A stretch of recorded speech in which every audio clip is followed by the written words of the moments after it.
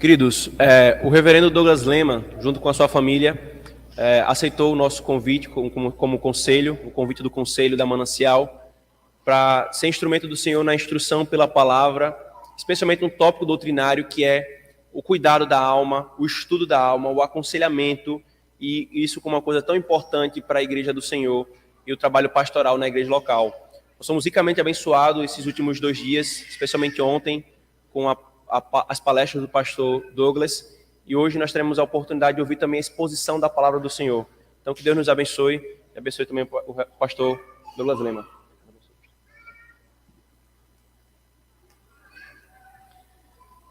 Mais uma vez, irmãos, é um privilégio estar aqui com vocês neste manhã,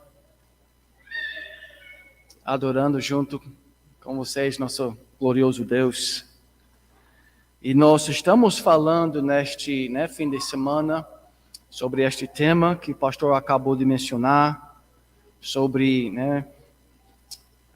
a mudança bíblica, sobre aconselhamento bíblico. E neste manhã, queria ler a palavra de Deus e estudar a palavra de Deus, especialmente este tema de idolatria ou adoração, e enxergar o que a Bíblia ensina sobre adoração e transformação humana, crescimento espiritual, mudança da forma que a Bíblia explica, como mudança real é efetuado na vida de alguém que pertence a Deus e, na verdade, a mudança que todo ser humano experimenta. E estas verdades não é só para a igreja, na verdade, isso reina no mundo inteiro, porque é a verdade de Deus. Todos são orientados por adoração. Então, eu quero tentar provar isso biblicamente para vocês neste manhã. Então, nós vamos percorrer vários textos neste manhã, mas especificando este tema e analisando este tema. Vamos pedir a bênção de Deus mais uma vez sobre nossa meditação neste manhã. Senhor, somos teus servos aqui, somos dependentes de ti. Humildemente, Senhor, pedimos tua presença iluminadora do teu Espírito Santo. Reconhecemos que é só Ele que consegue colocar estas verdades em nossos corações e mudar nossas vidas. Então, seja conosco para a glória do teu santo nome que nós pedimos. Amém. Adoração, então, meus irmãos, é central para a vida humana. Todos os seres humanos são guiados, dirigidos, modificados por este tema central da vida, da alma humana. Adoração controla seu destino, controla seu casamento, família, seu negócio, e a igreja de Cristo também é controlado pelo coração. Ele controla seu caráter, sua personalidade é basicamente definido por este tema de adoração, os pensamentos, tudo isso, o cerne de tudo isto é adoração. Então, esta ideia e esta verdade é alguma coisa que nós devemos entender muito bem, reconhecer como isso funciona na vida humana, porque nossos filhos vão ser totalmente impactados pela adoração. A Bíblia explica em vários lugares, mas, por exemplo, classicamente em Romanos capítulo 1, que o ser humano, todos nós, somos adoradores e só tem 2 opções, 2 pontos finais, aonde nosso coração vai ser direcionado. Nós vamos ou adorar o Deus verdadeiro, ou nós vamos adorar qualquer outra coisa. E esse qualquer outra coisa seria algum aspecto da universo criado. Talvez é homens que nós vamos adorar, talvez é sucesso pessoal, talvez é prazer, talvez é poder, talvez é dinheiro, mas algum aspecto da criação nós vamos adorar. Então, esses 2 tipos de adorações, só tem dois tipos de adoração. Adoração ao Deus verdadeiro ou uma adoração distorcida que que tem a ver com este mundo, este universo. Romanos, o Paulo explica isso quando ele diz que nós só vamos adorar o Criador ou nós vamos adorar a criatura. E o grande problema, a notícia ruim para o ser humano é que esta adoração que Deus instrui, que ele explica na palavra de Deus, essa adoração legítima e verdadeira foi distorcida na queda. E o ponto final de adoração se tornou invertido. E isto é a notícia ruim para o ser humano e para nossas famílias. E esta é a nossa luta constante até a consumação. Esta é a nossa luta primária na vida humana. É uma luta, é uma guerra para ter nossos corações adorando aquilo que é correto, o Deus verdadeiro. Se você adorar o Deus verdadeiro, a Bíblia explica que você vai se tornar, você vai ser mudado. Um crescimento vai acontecer na sua vida. Se o objeto da sua adoração é o Deus verdadeiro, a Bíblia explica alguma coisa muito interessante e por isso tem muito a ver com mudança humana ou aconselhamento. Na verdade, nosso aconselhamento bíblico, nós queremos enfatizar, priorizar a adoração. Porque ele é o cerne da mudança verdadeira, na direção correta. Se você adorar o Deus verdadeiro, você vai se tornar mais nobre, mais justo, você vai se tornar mais cheio de graça e benignidade e bondade, e paciência. Esses são frutos do Espírito, mas também estes são características do Deus verdadeiro. Ele é um Deus de justiça, de bondade. Então, se você adora este Deus, você vai se tornar, a Bíblia vai explicar para nós, você vai se tornar mais parecido com o objeto da sua adoração. Então, este é o ponto central em termos de mudança, em termos de santificação verdadeiro bíblico. É de adorar este Deus cada vez mais, e isso vai transformar sua vida, seus relacionamentos, seus pensamentos, sua personalidade, seu casamento, sua família, sua igreja, sua cidade, sua nação. Esta é a boa notícia. Então, sempre tem esperança para qualquer pessoa. Só tem a ver com adoração, correto? Agora, a notícia ruim é o outro lado, que é a nossa grande batalha e é, na verdade, o que reina no mundo. Se você adorar qualquer outra coisa a não ser Deus, qualquer aspecto do mundo criado, se você priorizar na sua mente, nos seus pensamentos, uma característica da criação, você vai se tornar cego, surdo e mudo.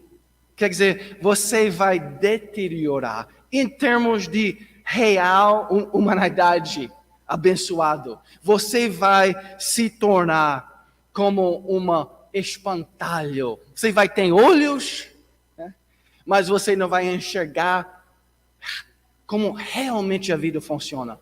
Você vai ter ouvidos, mas você não vai ouvir a verdade e entender a verdade. Você vai ter uma boca, mas você não vai falar palavras de verdade, palavras de bênção, palavras que vão edificar a vida dos outros. Você vai falar palavras que vão destruir. Então, tudo isso depende de adoração. Então, a adoração, mais uma vez, é a influência controladora mais importante da vida humana. Então, esta igreja, sua empresa, sua família, casamento, depende totalmente deste aspecto de adoração. Então, eu mais ou menos já explicou o que nós queríamos fazer nesta manhã. Agora eu tenho a tarefa de demonstrar isso biblicamente, para que vocês não achem que é simplesmente uma ideia interessante, mas que vocês entendem que isso realmente é aquilo que a Bíblia ensina. E fazendo assim, eu espero que cada vez mais nós possamos coletivamente, juntamente, buscar uma vida de verdadeira adoração até a cidade celestial. Esta é a nossa grande razão de existir, né? Porque a Igreja de Cristo está aqui. É para adorar nosso Deus. Por quê? Vamos lá. Porque nosso Deus é o único que é digno, né, deste louvor total e central. Claro que muitas coisas na criação, até o próprio ser humano, né, nossas esposas e esposos e filhos, e né, a ideia da família, todas essas coisas são muito belas. Tem muitos animais que são criaturas assim tão interessantes e belas. Nós temos na aldeia muitas preguiças, né? Que animal interessante. Até eu acho que isso demonstra um pouco do caráter de Deus, né? Assim, assim, né? Assim, ele tem um pouco de humor também, de criar um bicho que assim é tão devagar. É muito interessante todas essas coisas. Mas e eles têm seu devido, né, louvor, e nós glorificamos a Deus por causa destas coisas, né? Mas eles não podem se tornar o objeto final de nossa adoração. Este é o único problema quando nós entramos no idolatria. Porque Deus, a Bíblia explica, é glorioso e digno de toda adoração. Lembra Isaías capítulo 6, né? Santo, santo, santo. Este é o testemunho da palavra de Deus sobre nosso Deus, Criador dos céus e a terra.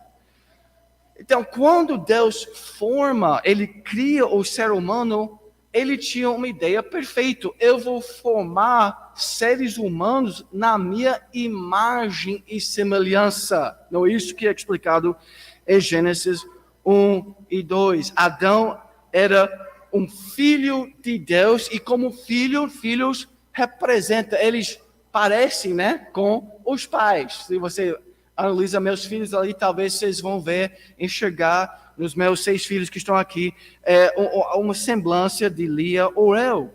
Adão também foi criado para resplandecer, para refletir esta imagem do Pai, do Criador dos céus e da terra. Então vamos lá para Gênesis 1, eu sei que vocês conhecem muito bem.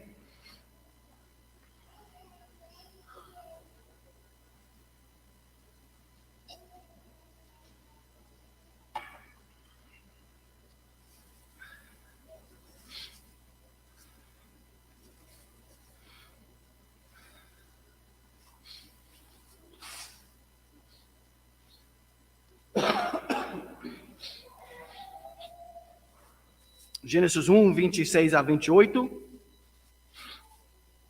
Também Deus disse: façamos o homem à nossa imagem, conforme a nossa semelhança. É assim que fez Deus o homem, para refletir a imagem de Deus. Então, em nossa realidade, é assim, essencial.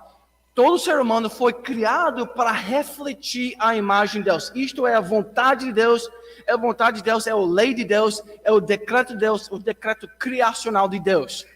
Então, se nós queremos saber qual é o padrão para o ser humano, né?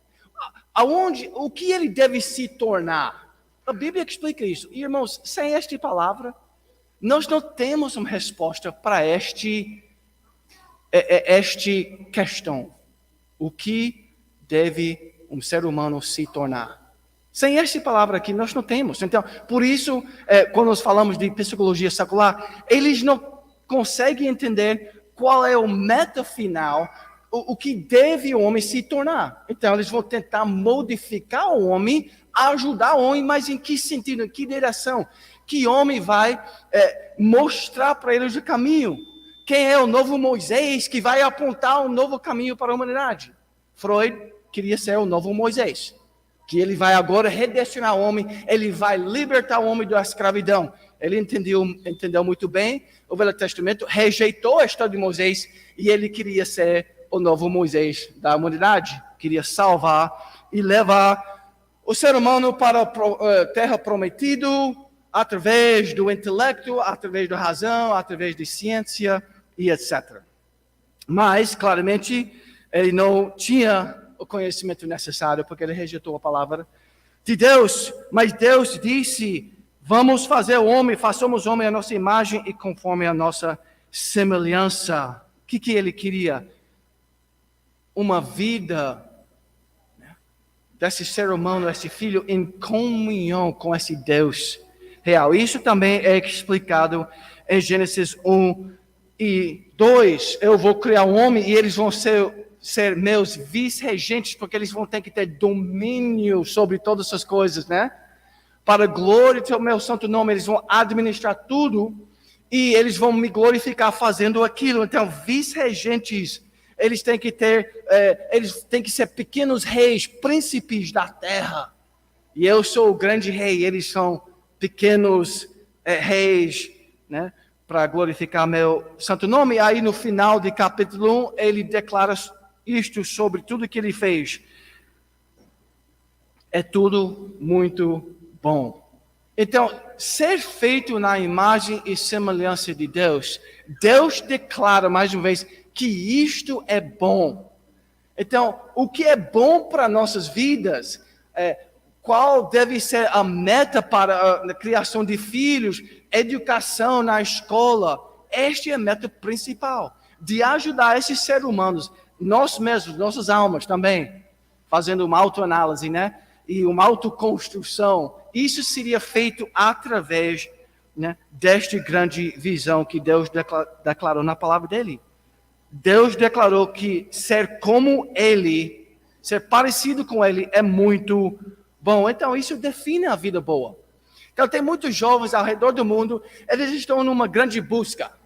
Eles estão querendo entender qual é o sentido da vida. Eles estão querendo entender o que eu devo fazer neste mundo. E Deus explica isso no Gênesis capítulo 1. O grande objetivo da sua vida para seus filhos deve ser isto: se tornar mais parecido com Deus. Exatamente isso também que o Novo Testamento ensina. Não isso? Depois de toda a história do Velho Testamento, chega Jesus e em Romanos 8 nós ouvimos isso. Porquanto aos que de antemão conheceu, também os predestinou, porque ele salvou a gente, para serem conformes à imagem do seu Filho, o perfeito imagem de Deus, Jesus Cristo. Então, dizer que nosso alvo ou meta no aconselhamento é ajudar as pessoas a se tornar mais parecidas com Deus, é equivalente a dizer que nós queremos restaurar a imagem de Deus, é equivalente a dizer que nós queremos se tornar mais parecido com Cristo. Esses são sinônimos. Nós queremos ajudar as pessoas a ser cheias dos frutos do Espírito. É cheio de Deus, né? Dos princípios, do caráter da palavra de Deus. Deus sabe o que é bom para a criatura dele. É nossa responsabilidade de confiar na visão dele, de acreditar naquilo que Deus criou e falou. Esta é nossa grande responsabilidade de amar ele, porque ele quem forma os montes e cria o vento e declara ao homem qual é o seu pensamento e faz da manhã trevas e pisa os altos da terra. Senhor Deus dos exércitos é o seu nome. Ele é a palavra final sobre a vida humana. Então você pode ouvir e estudar várias teorias.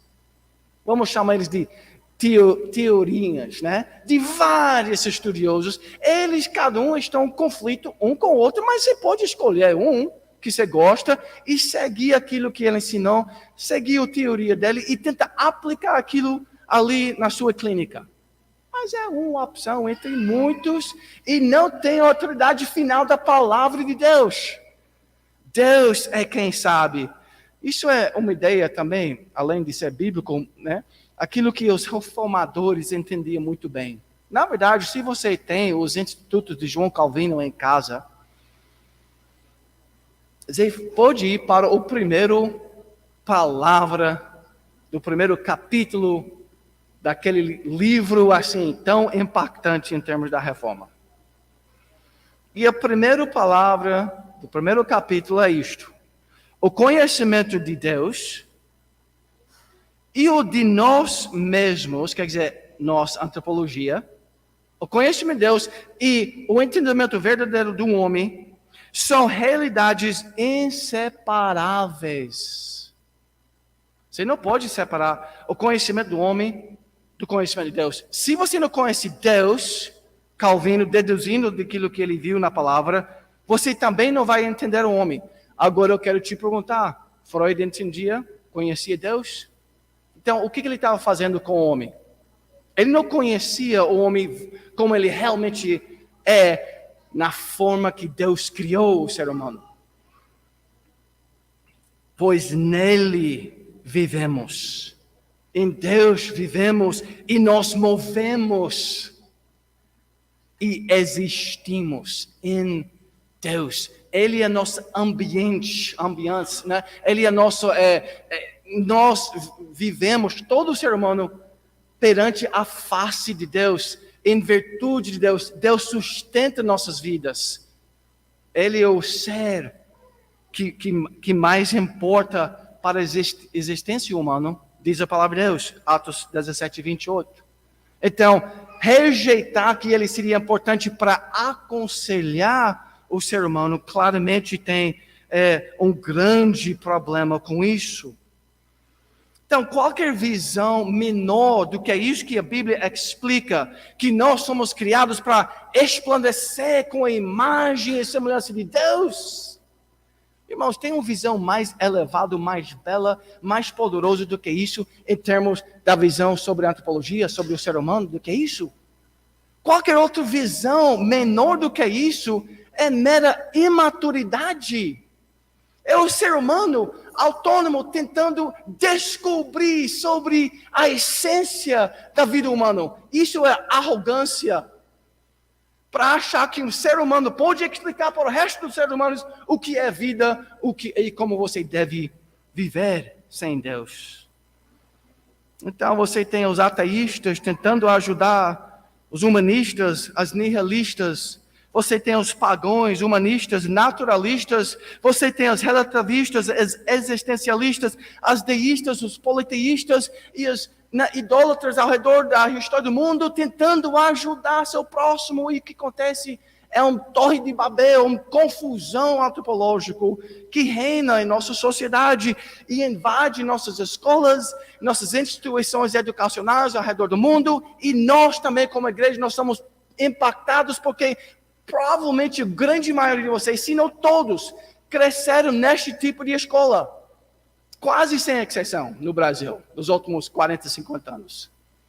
Até as escolas cristãs protestantes foram invadidas com essas novas teorias humanistas sobre educação e tudo mais.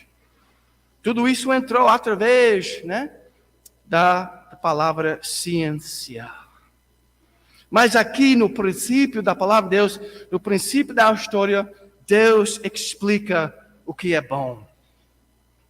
Quem é o homem e como ele deve ser. Agora nós devemos perguntar, se a visão bíblica é tão nobre, é tão elevado, o que aconteceu com o homem? Por que nós temos tornado tão imaturo, tão cheio de problemas? Achamos que progredimos, mas olha para nós. Olha, nós estamos em guerra de novo. O mundo está em guerra e quem sabe o que vai acontecer? Ninguém sabe o que vai acontecer com aquela guerra.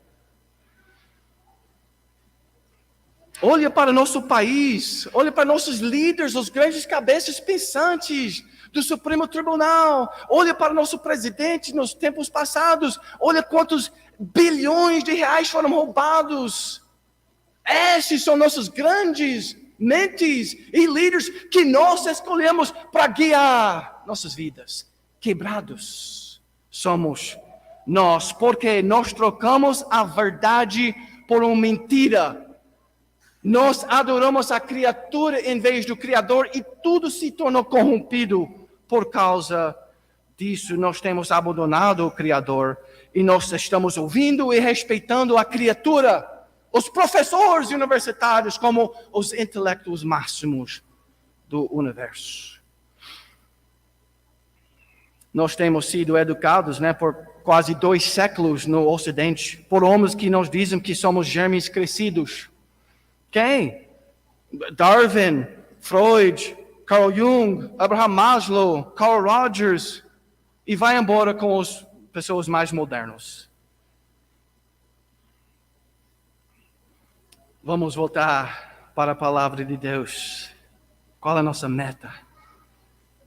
Se tornar mais parecido com Cristo. Então, isso é a sua meta para a sua vida pessoal. É isso que você pensa. Para seu casamento, vocês desejam refletir a glória de Deus no seu casamento. Este é o objetivo para a sua paternidade. Como você vai orientar? O desejo na educação dos seus filhos é meramente para passar no Enem? Para que se pode se tornar um médico? Temos vários médicos aí que eles fazem um aborto. Então, ser um médico é o objetivo, o ápice de nossas carreiras. O médico pode ser bom ou ruim. Depende, da adoração deste pessoa, deste juiz, deste engenheiro, deste trabalhador da rua. Então, nós precisamos orientar eles com esta visão mais nobre. A visão bíblica reformada do homem inclui a imagem de Deus. E é a maior visão possível. Agora, vamos lá para Gênesis 3, porque a história continua e eu vou ter que ser bem breve e bem rápido.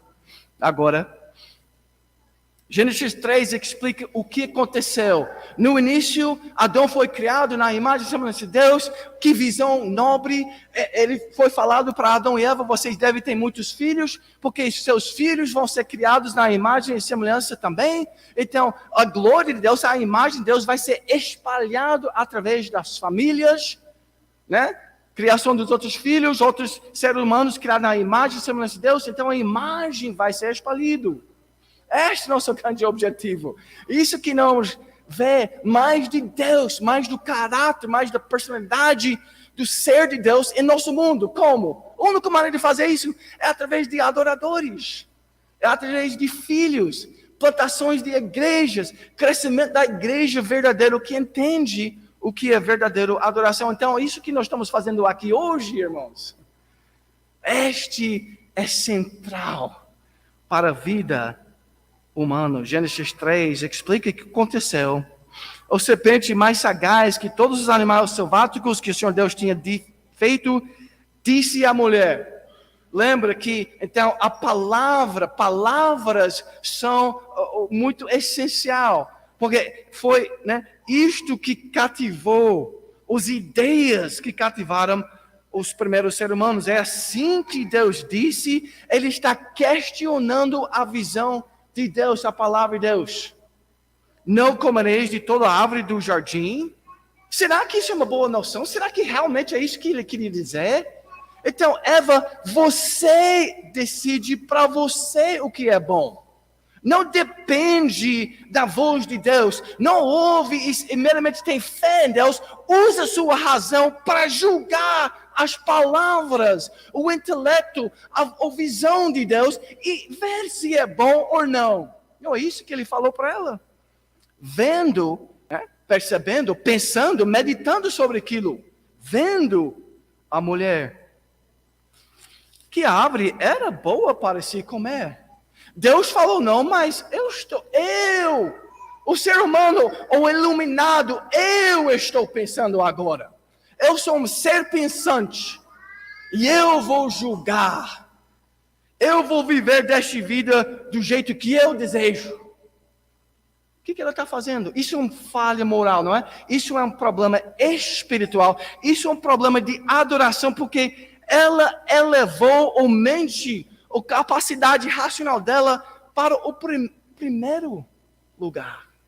O mais alto lugar. E ela adorou a criatura em vez de ser submisso ao Criador. Agradável aos olhos e árvore desejável para dar entendimento. Ela, ao se render a esse pensamento, pôs o tentador virtualmente no lugar de Deus. tomou-lhe do fruto e comeu, e deu também ao marido, ele comeu. Deus tinha propósitos benéficos para o vida humano. Satanás, o enganador, ele tem propósitos malignos. E o que aconteceu? Morte.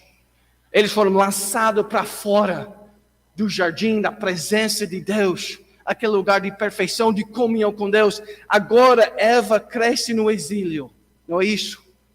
E desde ali também nós estamos com este problema, sem comunhão com Deus, fora do jardim. E quais são as consequências que são refletidas nesses primeiros capítulos? As consequências dessa queda moral, espiritual, onde idolatria invadiu o coração do ser humano, eles se tornaram idólatras. O que é idolatria? É tudo aquilo, diz Lutero, né? O que seu coração se apega e se entrega com fé. Eu confio nisto. E basicamente o homem moderno, eles confia no razão autônomo. Este é no que eles confiam. Este é o supremo para eles. É o ponto de partida. Outros homens confiam em dinheiro. É ali que eu recebo meu conforto, meu sustento, e assim meu refúgio é isto, dinheiro. A palavra de Deus diz, nosso Deus é nosso refúgio, mas o idólatra diz, eu preciso de prazer para estar contente, eu preciso de poder e etc. Então, idolatria, diz um outro teólogo, G.K. Beale, né? Idolatria é reverenciar qualquer coisa que não seja Deus. É reverência para algum aspecto da criação. Exatamente o que aconteceu com Adão e Eva. Então, governos podem se tornar isso para nós. Ideologias, homens, grandes homens.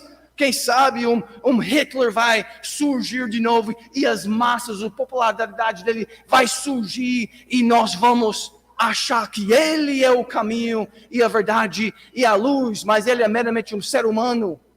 E quando nós confiamos neles, muitas coisas terríveis acontecem ao longo da história humana. Mas os homens colocam, né, poder, sistemas, ideias, influência, fama, beleza e dinheiro neste lugar. Saúde, muitas vezes.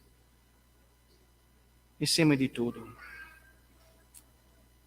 Eu gostei o que Tozer falou sobre adoração e pecado. Ele falou assim, tenta escutar.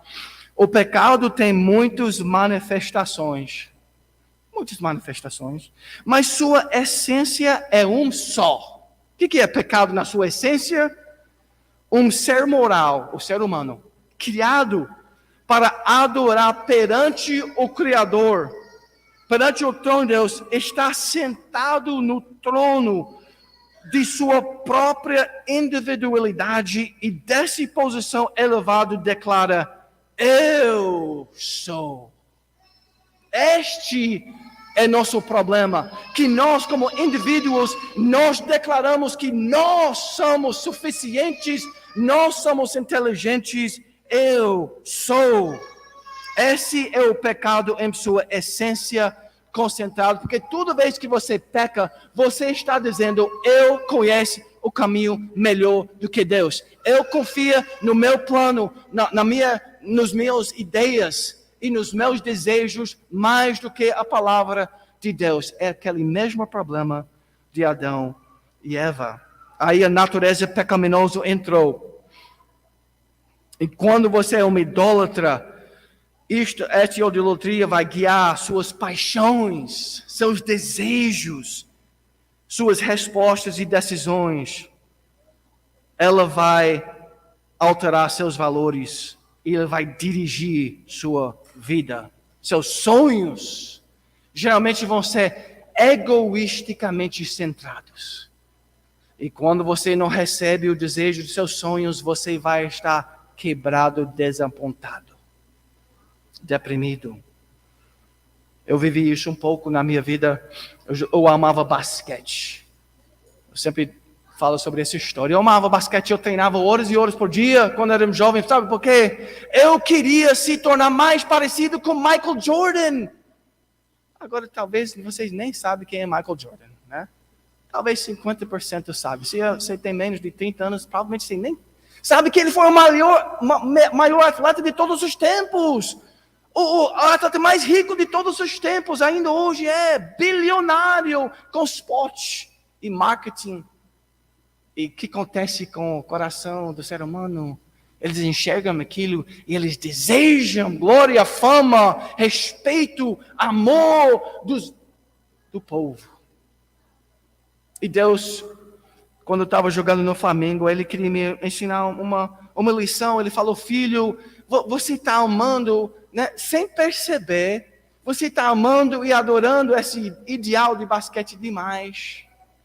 Você já foi para a China, você já foi, né, convidado para a seleção do Brasil, e você está amando, achando que isso é muito legal demais. Deixa eu te ajudar, meu filho. Corrigir sua vida. Então, um belo dia no treino, no jogo, na verdade, contra Vasco, eu acho que foi, meu joelho rompeu. E minha carreira foi embora em um instante. Agora, se basquete era meu grande propósito na vida, como você acha que eu senti? Parece que eu vou morrer.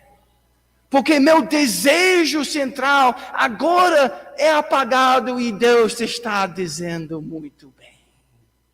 Sua idolatria, seus desejos, né, pequenos, terrenos, passageiros, porque vocês sabem que um atleta, eu perguntei quantos conhecem Michael Jordan, 50% vai levantar a mão, o maior atleta de todos os tempos.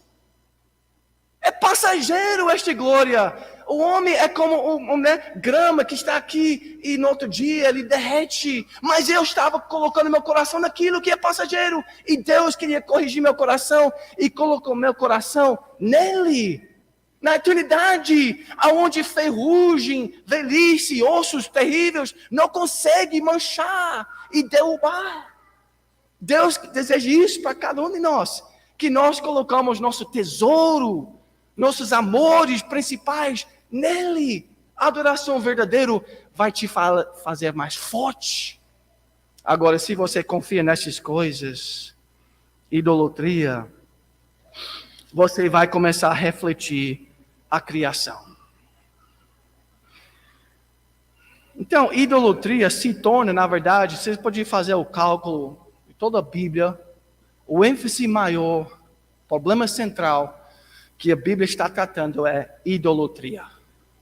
É o tema central, adoração é o tema central da história da humanidade. E então, verdadeira adoração foi quebrado ali no jardim e nós sofremos as consequências daquilo até os dias de hoje. A guerra espiritual do Éden foi travada no território dos desejos dos corações. E tem tudo a ver com o nosso homem interior. Amor distorcida, mal colocado na criatura em vez do Criador. O que aconteceu com Adão e Eva depois de Gênesis 3, a queda? As consequências são imediatas e devastadoras. Eles estão cheios de medo, Gênesis 3:10. Eles se tornaram irresponsáveis. Esses homens criados na imagem e semelhança de Deus tão bela, eles são irresponsáveis, culpando um ao outro. O primeiro filho deste casal era um assassinato. A família foi quebrada, casamento foi quebrado naquele ato de falsa adoração. Tudo isso é consequência do problema espiritual. Então, está vendo as consequências drásticas de uma falsa adoração em nossa vida, no dia a dia?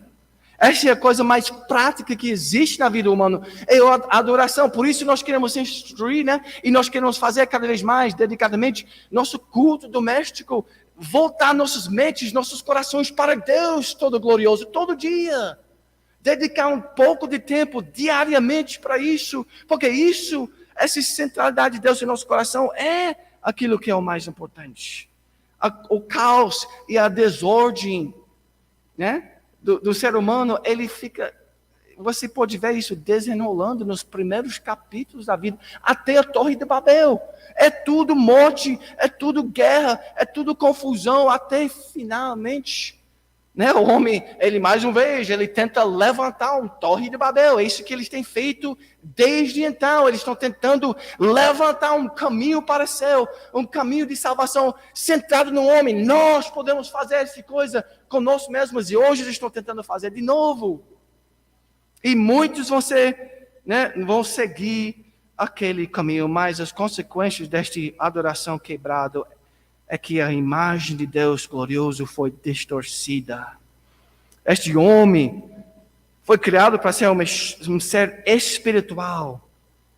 Agora esta espiritualidade está quebrada por causa da idolatria. Ele ainda é um ser espiritual e ele ainda é um adorador, só que ele adora aquilo que não é Deus. É o centro do problema. E em consequência desta adoração quebrado, por favor, ouve isso.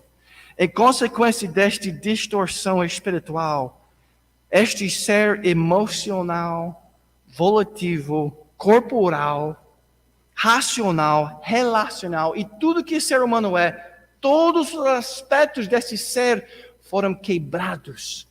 Total depravação. Todas as áreas da vida humana foi impactado pela esta queda espiritual.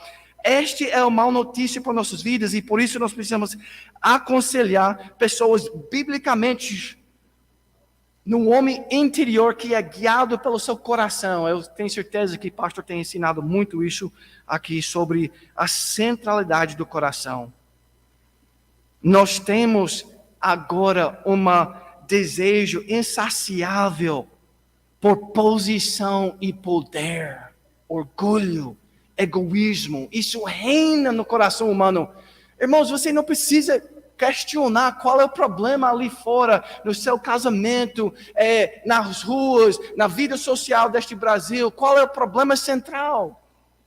O problema é espiritual. Eles precisam uma renovação da mente. Então, irmãos, nós temos falado e eu nem consegui chegar, por causa de tempo, na explicação, assim, as raízes bíblicas. Eu vou deixar isso para pastor, né? Eu podia só levar a sua mente ao, por exemplo, Êxodos 33, para ver esta realidade, o poder de verdadeira adoração. Quando Moisés subiu no monte para adorar a Deus, o que aconteceu com ele? Ele estava adorando a Deus, estava na presença de Deus, estava amando Deus, desejando Deus, e ele desceu refletindo a imagem de Deus. E o que estava acontecendo com o povo? Eles estavam idolatrando, amando, confiando numa criatura que eles criaram, violaram, não obedeceram a Deus e queriam cultuar da maneira deles.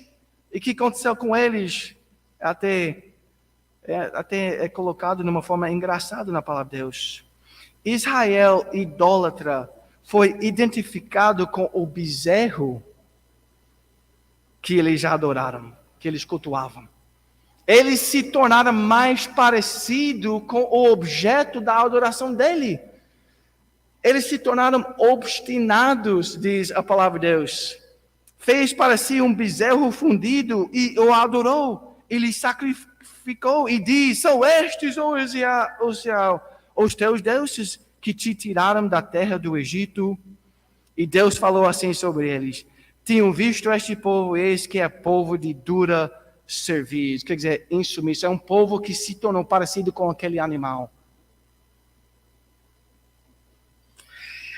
Está vendo? Então, a Bíblia explica isso em várias passagens. Jeremias 10 diz que você, Israel, por causa da sua idolatria, você se tornou parecido com uma espantalho. É assim que fala? Espantalho, desculpa. Eles adoram, né? Eles fazem uma imagem de madeira, então eles se tornaram estúpidos, né? Eles têm olhos, mas eles não conseguem ver, igual aquela imagem que eles fizeram. Em Salmo 115, isso é colocado de maneira bem clara. Eles estavam adorando prato e ouro, são os ídolos deles, dinheiro, fama, né? Obra das mãos dos homens, tem boca e não falam. Tem olhos e não veem. Eles criam essas esculturas, mas têm ouvidos e não ouvem. Tem nariz e não cheiram. Suas mãos não apalpam. Seus pés não andam. Som nenhum lhe sai da garganta. E a versículo 8. Tornam-se semelhantes a eles os que os fazem e quantos neles confiam. Tornam-se semelhantes a eles. O objeto de sua adoração, você se torna parecido com aquilo. Agora, irmãos, tudo nesse universo é quebrado por causa da queda. Então, quando nós adoramos um aspecto desta criação, seja dinheiro, seja o amor do meu marido, seja o amor da minha esposa, se você adora aquilo, principalmente, você também vai se quebrar, porque você está confiando em alguma coisa quebrado e sua vida vai desmanchar. E este se torna os problemas emocionais das pessoas. Basicamente, isso explica o problema. Eu não podia terminar nessa nota tão sombria e triste, porque tem uma grande esperança para nossas vidas depois da queda. A grande restauração é possível em Cristo Jesus. Porquanto aos que de antemão conheceu, também os predestinou para serem conformes à imagem de seu Filho amado, a fim de que ele seja o primogênito entre muitos irmãos. É isso que Deus quer para nossas vidas. Que você confie nele, você seja restaurado e você constrói vidas de verdadeira adoração aqui na igreja, no casamento, no seu negócio, e assim as coisas vão ficar reestruturadas e as bênçãos vão fluir da sua vida. E shalom e paz vai crescer nesta igreja local. E quando tem muitas igrejas locais fazendo isso, isso vai subir nos lugares de poderes. E também nossas cidades e governos vão se tornar abençoados por causa de um movimento, uma restauração espiritual que começa aqui e ali com vocês e nossas famílias. Fazendo isso para a glória de Deus. Vai ser uma grande luta, não é verdade, pastor? Uma guerra espiritual. Este é o combate que nós somos chamados de participar e ganhar, seguindo nosso grande Salvador. É Ele, irmãos. Ele que conquistou verdadeira adoração.